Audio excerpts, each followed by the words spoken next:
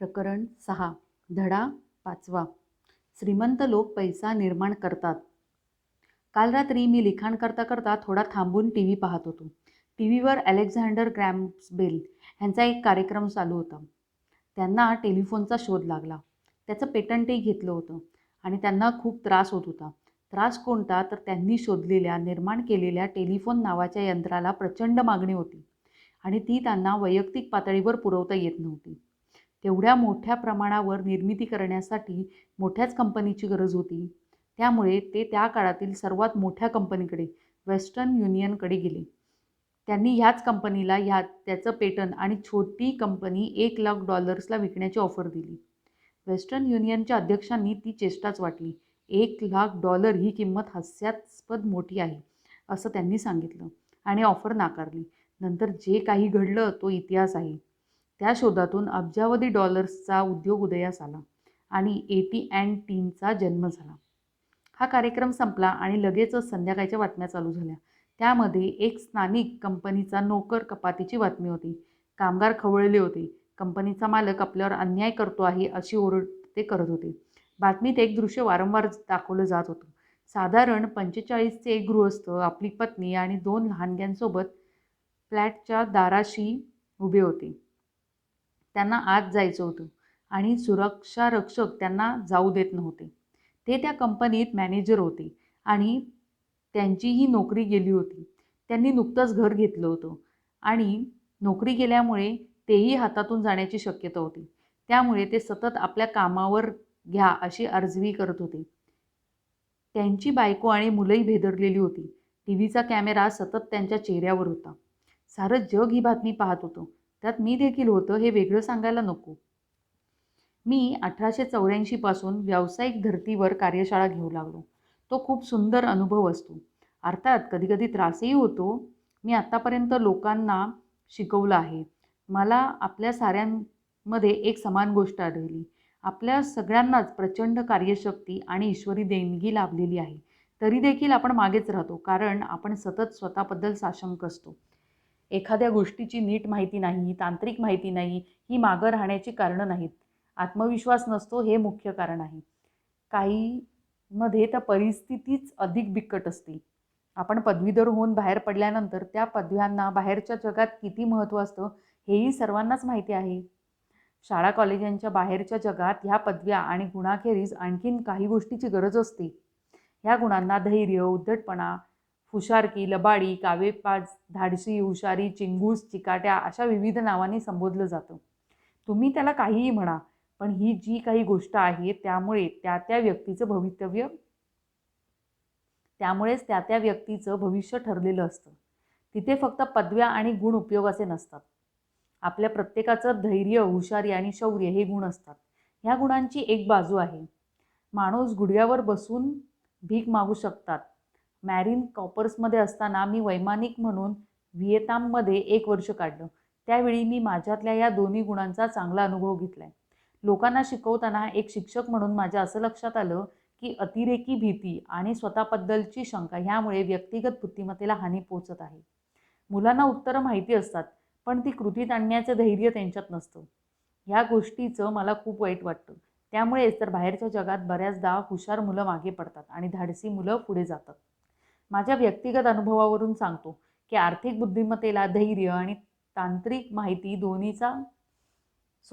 दोन्हीची सोबत असावी लागते. आपल्यावर भीतीचा पगडा असला की बुद्धिमत्ता दबून राहते. माझ्या वर्गामध्ये मी विद्यार्थ्यांना जोखीम घ्यायला शिकवण्यासाठी उद्युक्त करत असतो. मी त्यांना कायम सांगतो की धीट व्हा, तुमची भीती दूर करा, तिचं हुशारीत आणि शक्तीत रूपांतर करा. काहींना याचा उपयोग होतो तर काही घाबरतच राहतात. मला हे समजतं की बहुतेक जण पैशाविषयी सुरक्षितच खेळतात. मी जोखीम का घेऊ? माझा आर्थिक बुद्ध्यांक वाढवण्यासाठी प्रयत्न का करू? मी अर्थसाक्षर का होऊ? असे प्रश्नही मला विचारले गेले. त्यावर मी एकच उत्तर देतो, केवळ निवडण्याचा हक्क असावा म्हणून. भविष्यात खूप बदल होणार आहेत. अलेक्झांडर ग्रॅहम बेल ह्यांच्यासारखी अनेक माणसं समोर येतील. बिल गेट्स ह्यांच्यासारखीही शेकडो माणसं असतील. जगभर मायक्रोसॉफ्टसारख्या यशस्वी कंपन्या निर्माण होतील. त्याचबरोबर दिवाळखोरी, टाळेबंदी, नोकर कपातीसारख्याही अनेक गोष्टी घडतील. भविष्यात घडणाऱ्या गोष्टी दिसत असतानाही आपण आर्थिक बुद्ध्यांक का वाढवायचा असा प्रश्न विचारत असू तर त्याचं उत्तरही स्वतःलाच विचारायला हवं. मी हे का करतो हे मात्र तुम्हाला सांगू शकेन. सध्याचा काळ हा जगण्यासाठी फार सुंदर आहे. मला बदलांची भीती वाटत नाही. मी त्यांचं स्वागतच करतो. पगारवाढ मिळत नाही ह्या चिंतेपेक्षा मला लक्षावधी डॉलर्स कमवण्याची संधी दिसते आणि मला ती जास्त आनंददायी वाटते. ज्या काळात आपण सध्या आहोत तो जगात कधी नव्हे एवढा वेगळा आणि प्रचंड घडामोडीचा आहे. ह्या वर्षी हे असं झालं होतं वगैरे दाखले ह्या काळासाठी देताच येत नाहीत. काही पिढ्यांनंतर लोक मागे वळून आपल्या काळाकडे पाहतील आणि म्हणतील की अरे हा काळ किती वेगळा आणि घडामोडींनी भरलेला होता. जुन्याचा शेवट आणि जुन्याची सुरुवात ह्यामधला हा काळ तो असाच प्रचंड घडामोडींचा, गोंधळाचा आणि खळबळजनक होता. त्यामुळे तुम्ही जर तुमचा आर्थिक बुद्ध्यांक वाढवलात तरच तुमची भरभराट होईल. वाढवला नाही तर तुम्ही कायमच घाबरलेले, भेदरलेले राहाल. काही जण प्रत्येक गोष्टीचा सामना धीटपणे करत पुढे जाताना तुम्ही पाहत राहाल. त्याचवेळी तुम्ही एका नष्ट होत चाललेल्या जीवनाला चिकटून राहिलेले असाल. 300 वर्षापूर्वी संपत्ती जमिनीवरून मोजली जायची. ज्याच्याकडे जितकी जमीन तितका तो श्रीमंत. त्यानंतर कारखाने, तयार माल आणि उद्योगधंद्याचे दिवस आले. अमेरिका ही अधिसत्ता झाली. त्यावेळी उद्योजकांकडे संपत्तीची माहिती होती आणि आता माहिती ही संपत्ती आहे. ज्या व्यक्तीकडे योग्य वेळी योग्य माहिती असते तो संपत्तीचा मालक असतो. अडचण एवढीच आहे की ही माहिती जगभर प्रकाशाच्या वेगाने फिरत असते. त्यामुळे आत्ताचे बदल खूप चटकन आणि नाट्यपूर्ण रीतीने होतात. आत्ताची ही संपत्ती जमीन आणि कारखान्यांसारखी ताब्यात ठेवता येत नाही किंवा सीमांनी बांधून ठेवता येत नाही. पुढच्या काळात कोट्यावधी देशांच्या संख्येतही नाट्यपूर्ण वाढ झालेली दिसेल आणि तेवढ्याच संख्येने मागे पडलेलीही असतील. आज आपण स्वतःच्या परिस्थितीशी झगडणारी, सतत कष्ट करणारी कितीतरी माणसे पाहतो. त्यांच्या परिस्थितीचं कारण एकच असतं. ते जुन्या कल्पनांना चिकटून राहतात. साऱ्या गोष्टी जशा पूर्वी होत्या तशाच त्यांना आत्ताही हव्या असतात. ते बदलाला नेहमीच विरोध करतात. मला हे माहीत आहे की सध्या नोकरी आणि घर गमावणाऱ्यांची संख्या खूप आहे.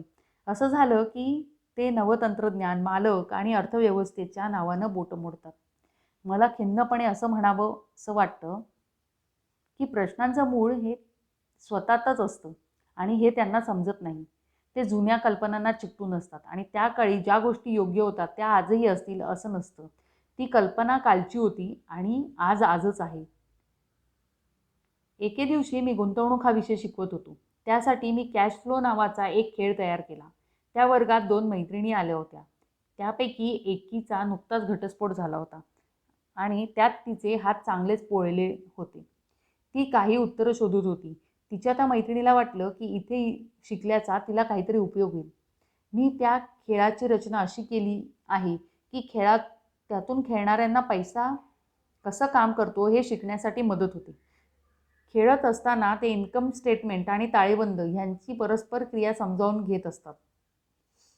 दोघांमधून पैसा कसा वाहतो, संपत्तीकडे जाण्यासाठी तुमच्या मालमत्तेच्या रकान्यातूनच कॅश फ्लो कसा निर्माण करायचा ह्या गोष्टी ह्या खेळातून समजतात.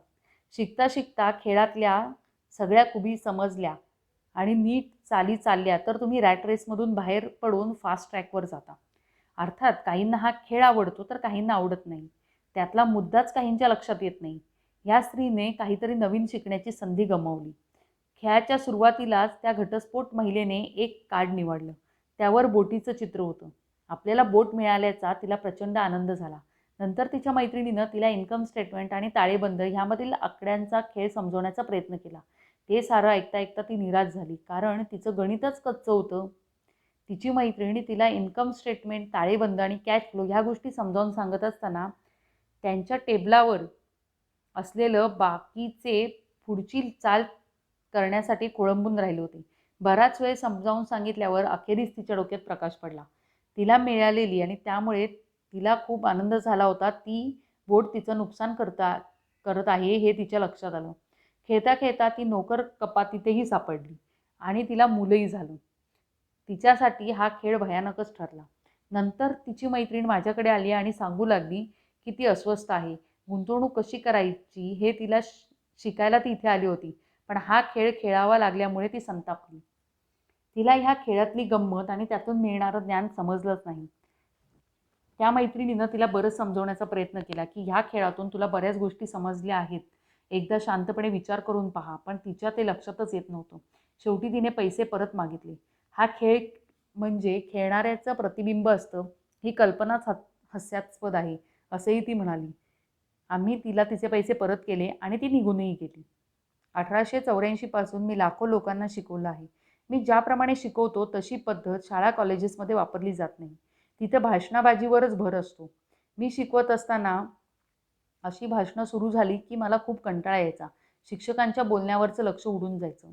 1984 पासून मी खेळ आणि प्रकृतीच्या माध्यमातून शिकायला सुरुवात केली.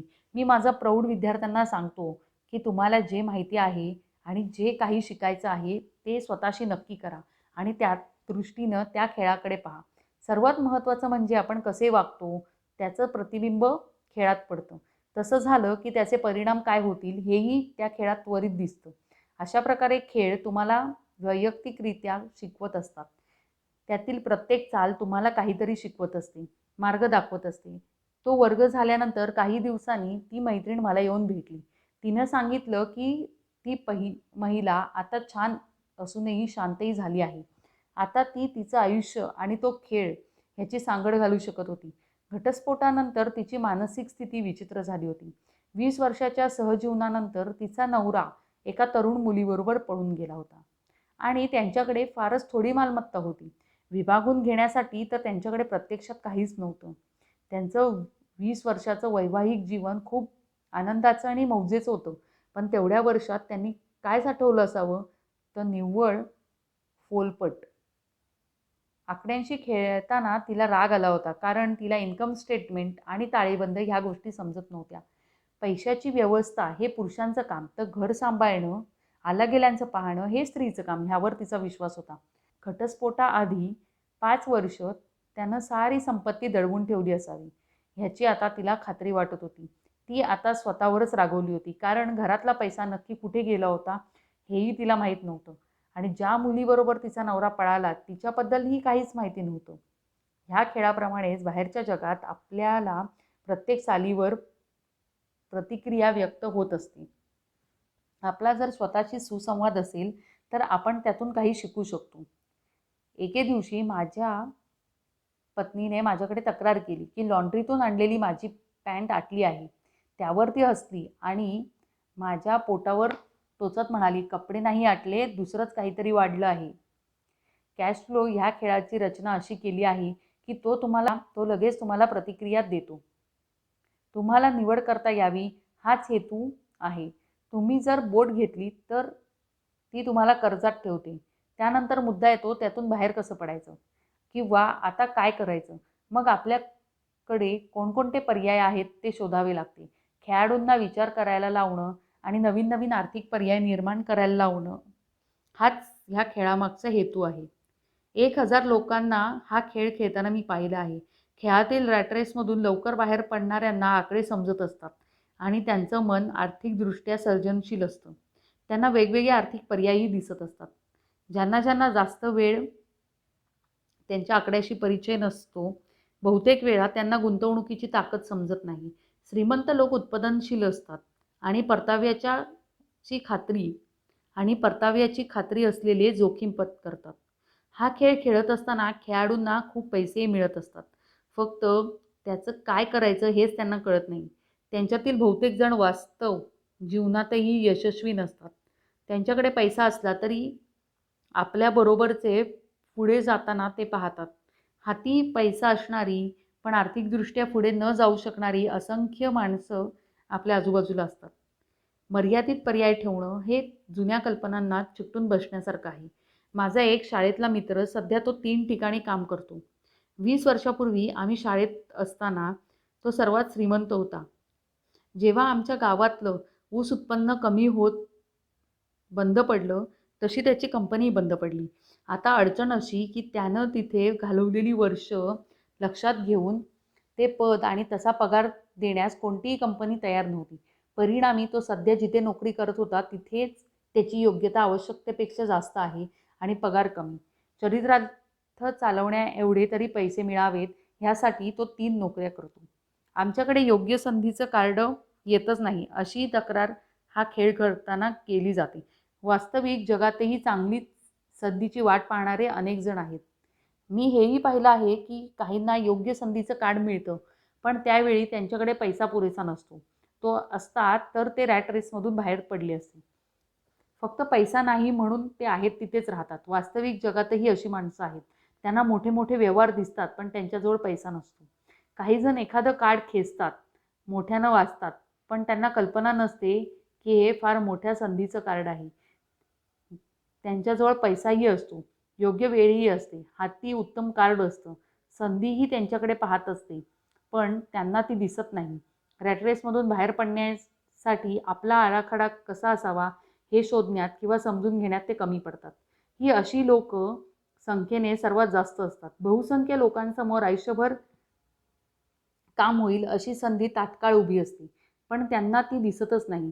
त्यांना दिसते ते श्रीमंत होतात आणि त्यानुसार वर्षभरानंतर त्यांना ही संधी आपल्यासाठीच होती हे समजतं.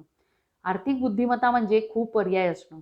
तुमच्यासमोर संधी उभी नसली तरीही आर्थिक परिस्थिती सुधारण्यासाठी तुम्ही काय करू शकता? समोर संधी आहे आणि तुमच्याकडे पैसे नाहीत. बँकही तुमच्याशी बोलायला तयार नाही. अशा वेळी काय करायचं? तुमची अंतःप्रेरणा चुकली किंवा तुम्ही ज्या गोष्टीवर अवलंबून असता तीच घडली नाही तरी देखील संधी कशी पकडायची? ह्या प्रश्नांची उत्तरं शोधणं आणि ती सापडणं म्हणजेच आर्थिक बुद्धिमत्ता. हे घडतं आहे ते फारसं महत्त्वाचं नाही. तुम्ही शून्याचे 10 लाख करण्यासाठी जो विचार करता, जे आर्थिक उपाय धुंडाळता ते महत्त्वाचे. आर्थिक प्रश्न सोडवण्यासाठी तुम्ही किती सर्जनशीलतेने विचार करता तेही महत्त्वाचं. बहुसंख्य लोकांकडे एकच उपाय असतो, तो म्हणजे खूप कष्ट कर, बचत करा आणि कर्ज घ्या. तुम्हाला जर स्वतःचंच नशीब घडवायचं असेल तर आर्थिक बुद्धिमत्ता वाढवायलाच हवी. जे काही घडलं ते तुम्ही स्वीकारता आणि त्याला तुमच्या मनासारखा आकार देता. हे खूप कमी लोकांना समजतं. ज्या प्रकारे पैसा निर्माण करावा लागतो तसंच नशीब नावाची गोष्ट घडवावी लागते. तुम्हाला सुदैवी व्हायचं असेल, खूप मेहनत करण्याऐवजी पैसा निर्माण करायचा असेल तर आर्थिक बुद्धिमत्ता हाच उपाय आहे. तुम्ही योग्य ती गोष्ट घडेपर्यंत थांबणार असाल तर किती काय थांबावं लागेल हे सांगता येत नाही. कदाचित तुम्ही शेवटपर्यंतही थांबूनच राहाल. प्रवास सुरू करण्यापूर्वी 5 किलोमीटरचे वाहतुकीचे हिरवे दिवे होण्याची वाट पाहण्यासारखंच आहे हे. मी आणि माईक तरुण असताना श्रीमंत डॅड वारंवार सांगायचे, पैसा हे सत्य नाही. आम्ही आमच्या व्यवसायाच्या पहिल्या दिवशी श्रीमंत होण्याच्या मार्गावर किती जवळ गेलो होतो ह्याची ते वारंवार आठवण करून देत. गरीब आणि मध्यमवर्गीय पैशासाठी काम करतात असंही ते वारंवार सांगत. श्रीमंत पैसे मिळवतात. तुम्ही पैशांना सत्यच मानून राहिलात तर तो मिळवण्यासाठी तुम्ही जास्तीत जास्त कष्ट कराल. पैसे हे सत्य नाही ह्या गोष्टीची तुम्हाला जेवढ्या लवकर आकलन होईल तेवढ्याच लवकर तुम्ही श्रीमंत व्हाल असेही ते सांगत. मग तो नक्की आहे तरी काय? पैसा जर सत्य नसेल तर तो काय आहे? मी आणि माईक विचारायचो. आपण ज्याच्याशी सहमत होऊ ते, श्रीमंत डॅड उत्तर द्यायचे. आपल्या सर्वांकडे एक सामर्थ्यवान गोष्ट आहे, ती म्हणजे आपलं मन. त्याला जर योग्य प्रशिक्षण दिलं तर ते प्रचंड संपत्ती निर्माण करू शकतं.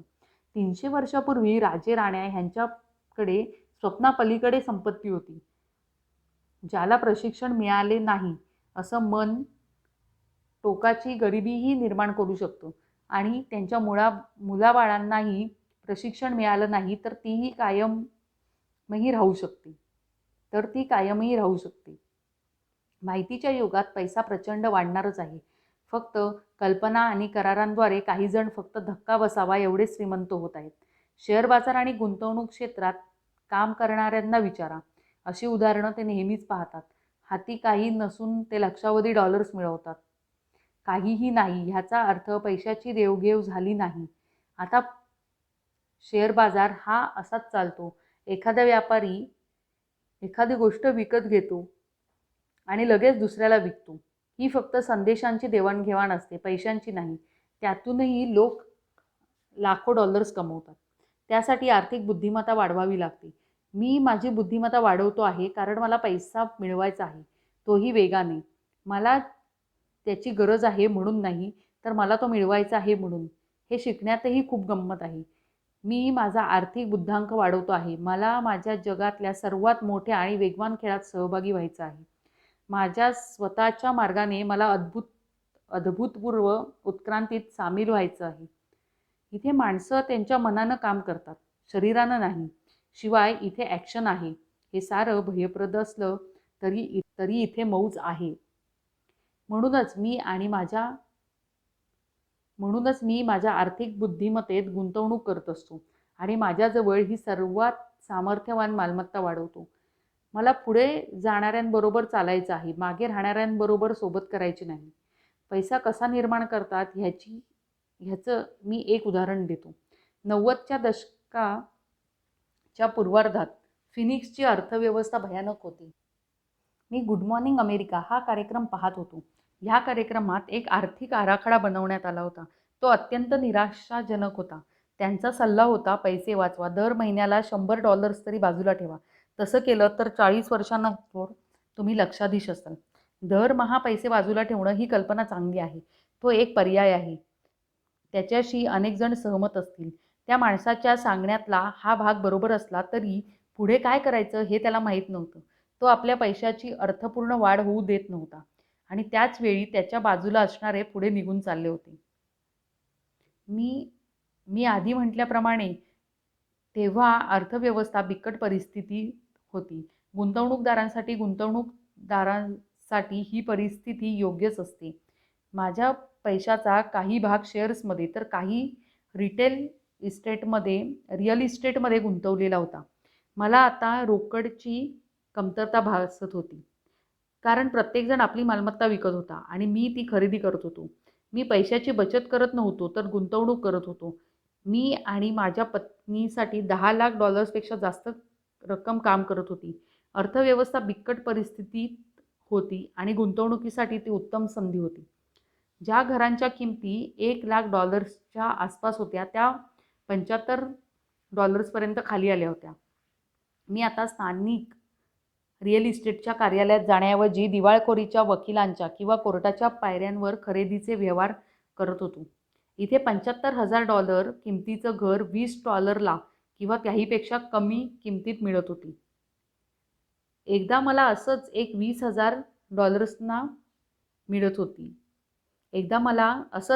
$20,000 मिळत होतं. मी माझ्या एका मित्राकडून 90 दिवसासाठी $2,000 उसने घेतले. मला त्यावर व्याज म्हणून $200 द्यायचे होते. मी ते $2,000 वकिलाला देऊन पेमेंट म्हणून दिले आणि घर ताब्यात घेण्याची कार्यवाही सुरू केली. मग मी $75,000चं घर $60,000ला अशी जाहिरात दिली. ती जाहिरात प्रसिद्ध झाल्यानंतर माझा फोन सतत वाजत राहिला. मग मी संभाव्य खरेदीदारांची यादी केली. ती मालमत्ता माझ्या नावे झाल्यानंतर त्यांना दाखवली. हे सारं इतकं वेगात झालं की क्षणभर तो भासच असावा असं वाटलं. खरेदीदारांनी ती जागा बघितली आणि काही मिनिटातच विकली गेली. मी कागदपत्रांच्या पूर्ततेसाठी कायदेशीर कारवायांसाठीचं शुल्क म्हणून $2,500 मागितले. तेही मला आनंदाने देण्यात आले. लगेचच त्यांनी त्या जागेचा ताबा घेतला. मी माझ्या मित्राला $2,000 आणि व्याजाचे $200ही देऊन टाकले. तो खुश झाला. घर विकणारा, घर विकत घेणारा, वकील आणि अर्थात मीही खुश होतो. मी $20,000 विकत घेतलेलं घर $60,000 विकलं. माझ्या मालमत्तेच्या रकण्यात प्रायमरी नोट्सच्या रूपात $40,000ची वाढ झाली आणि या संपूर्ण व्यवहारात फक्त 5 तास लागले होते. आता तुम्ही अर्थसाक्षर आहात आणि संख्यांचा अभ्यास करू शकता, म्हणून मी तुम्हाला पैशाचा शोध लावण्याचं एक उदाहरण दाखवतो. मालमत्तेच्या रकण्यात $40,000, कर न देता निर्माण करता आलेला पैसा 10%, व्याजदराने तुम्ही वर्षाला $4,000चा ओघ आणलात. आर्थिक बुद्धिमत्तेच्या साहाय्याने पैसा कसा शोधला जातो, निर्माण केला जातो आणि संरक्षित केला जातो ह्याचे एक उदाहरण आहे. ह्या मंदीच्या काळात मी आणि माझ्या पत्नीने फावल्या वेळात असे 6 व्यवहार केले. आमच्या पैशातील मोठा हिस्सा हा मोठ्या मिळकतीत आणि शेअर बाजारात अडकलेला होता. तरी देखील आम्ही ह्या 6 व्यवहारातून $1,90,000ची मालमत्ता निर्मिती केली. त्याचं उत्पन्न वर्षाला $19,000 झालं असतं. ते माझ्या खाजगी कॉर्पोरेशन अंतर्गत येईल. त्यापैकी बहुतेक पैसे कंपन्यांच्या गाड्या, सहली, पेट्रोल, विमा, ग्राहकांसोबतच जेवण ह्यावर खर्च होतील. जेव्हा आमच्या उत्पन्नावर कर लावण्याची वेळ येईल तेव्हा ते कायदेशीर परवान्या असलेल्या टॅक्स पूर्वीच्या मुद्द्यांवर खर्चही झालेला असेल. बचत $40,000 कमवायला किती वेळ लागेल आणि 50% कराने त्याची किंमत काय होईल? आर्थिक बुद्धिमत्ता वापरून पैशाचा शोध कसा घेतला आहे, तो कसा निर्माण करायचा आणि संरक्षित कसा झाला आहे ह्याचे हे साधं उदाहरण आहे. आता तुम्ही स्वतःला विचारा की ह्या $1,90,000ची बचत करण्यासाठी किती काळ खर्ची पडला असता. त्यावर तुमच्या पैशावर बँक 10% व्याज देईल. प्रॉमिसरी नोट्स आयुष्य 30 वर्षाचं असतं. त्यावर ते मला वर्षाला $19,000चं व्याज देतात. त्यांनी मला मुद्दल परत देऊच नये असं मला वाटतं, कारण मुद्दल परत मिळेल तेव्हा मला कर द्यावा लागेल. म्हणजे मी 30 वर्षाचं माझं उत्पन्न झालं $5,00,000. बँकेपेक्षा कितीतरी चांगलं आणि करमुक्त. मला लोक विचारतात की एखाद्या माणसानं पैसे दिलेच नाहीत तर काय घडेल? तसंही घडतं. मी ते $60,000चं घर परत घेतलं असतं आणि $70,000ला पुन्हा विकलं असतं. पुन्हा त्यावर माझे $2,500 शुल्कही मिळवले असते. मी ते घर घेतलं आणि विकलं. माझ्याकडे तेव्हा $2,000 होते. तांत्रिकदृष्ट्या ह्या व्यवहारात माझ्याकडे पैसेच नव्हते. मला या गुंतवणुकीवर मिळणारा परतावाही प्रचंड आहे. हाती पैसे नसतानाही पैसे मिळवण्याचे हे एक उदाहरण आहे. या दुसऱ्या व्यवहारात पुनर्विक्री करताना माझ्या खिशात $2,00,000 पडले असते आणि कर्जाची मुदत 30 वर्षांनी वाढवली असती. मला पैसे वाढवण्यासाठी पैसे मिळाले असते तर मलाच माहीत नाही. एवढं नक्कीच माहीत आहे की 40 वर्ष महिना $100 साठवण्यापेक्षा नक्कीच जास्त मिळाले असते. कारण मुळातच ती गुंतवणूक $150ने सुरू झाली असती. कारण ती कर दिल्यानंतर केली असती. आणि असे पैसे साठवले तर त्या साठवणुकीवर मला 5% व्याज मिळेल आणि कराचे 5% कापले जातील. थोडक्यात पैसे साठवण्याचा सुरक्षित व्यवहार असेल, पण त्यात चातुर्याचा नाही. आज 1997मध्ये मी हे पुस्तक लिहितो आहे. आज बाजारातील परिस्थिती गेल्या 5 वर्षापेक्षा वेगळी आहे. फिनिक्स रिअल इस्टेट मार्केट हा अमेरिकेच्या मत्सराचा विषय आहे. जी घरं आम्हाला $60,000 मिळाली होती त्याची किंमत $1,10,000 आहे. मालमत्ता विकण्याची संधी अजूनही उपलब्ध आहे. फक्त त्याची किंमत आपली बहुमूल्य मालमत्ता, वेळ ही खर्ची घालावा लागेल. संधी दुर्मिळ आहे. आज ह्या सौद्याच्या शोधात हजारो ग्राहक आहेत, पण खरे लाभदायक सौदे थोडेच आहेत. बाजार आता बदललेला आहे आणि पुढे जायचीही हीच वेळ आहे. मालमत्तेच्या रकण्यात वाढ करण्याची संधी शोधण्याचीही हीच वेळ आहे. आम्ही इथे कसं काम करू शकत नाही, हे कायद्याच्या विरुद्ध आहे, तुम्ही खोटं बोलत आहात, अशी वाक्य मला नेहमीच ऐकावी लागतात. पण एकही जण मला हे कसं करायचं ते दाखवता का असं विचारत नाही. ह्याचं गणित सोपं आहे आणि त्यासाठी तुम्हाला कॅल्क्युलेटरची गरज नाही. मी त्याविषयी जास्त काही लिहित नाही, कारण एस्क्रो कंपनी कायदेशीर व्यवहार आणि देण्याघेण्याची कामं हाताळते. एक लक्षात घ्या, मला कोणत्याही घराचं छप्पर नीट बसवायचे नाही किंवा टॉयलेटची सफाई करायची नाही. घरमालक स्वतःच ते सगळं करत असतो. ते त्याचं घर आहे. अधूनमधून एखाद्या वेळेवर पैसे देत नाही, पण तेही चांगलं आहे. त्यामुळे माझ्या पदरी दंडाची रक्कमही पडते. एखादा बाहेर पडतो. तसं झालं की ती प्रॉपर्टी पुन्हा विकता येते. न्यायालयात ते हाताळता येतं. तुमच्या भागात कदाचित हा नियम लागू होणार नाही. बाजारातील परिस्थिती वेगळी असू शकते. हे उदाहरण एवढं स्पष्ट करतो की मी कमी पैसे आणि अस्थिर बाजार असतानाही लाखो डॉलर्स निर्माण करता येतात. पैसा हा करार आहे ह्याचं हे उदाहरण आहे. ज्यांचं हायस्कूलपर्यंतचं शिक्षण झालं आहे असा कोणीही हे करू शकतो. बहुसंख्य माणसं हे करतच नाहीत. ते कष्ट करा आणि पैसे वाचवा एवढाच आदर्श सल्ला ऐकतात. अंदाजे 3 तास काम करून आम्ही मालमत्तेच्या रकण्यात $1,90,000ची भर घातली. त्यावर करही भरला नाही. आणि आता ह्या दोन्हीतलं तुम्हाला कठीण काय वाटतं? खूप कष्ट करा, 50% कर भरा, जे उरलं आहे त्यातून बचत करा आणि बचतीवर 5% व्याज मिळेल आणि या व्याजावरही कर भरावा लागेल. किंवा तुमची आर्थिक बुद्धिमत्ता वाढवण्यासाठी वेळ घ्या. तुमच्या मेंदूचं सामर्थ्य आणि मालमत्तेचा रकाना ह्यांना कामाला जुंपा. $1,90,000 साठवण्यासाठी तुम्ही जर पहिला पर्याय वापरलात तर हीच तुमची मोठी मालमत्ता असेल. तर ते साठवण्यासाठी लागणारा त्यात वेळ मिळवावा.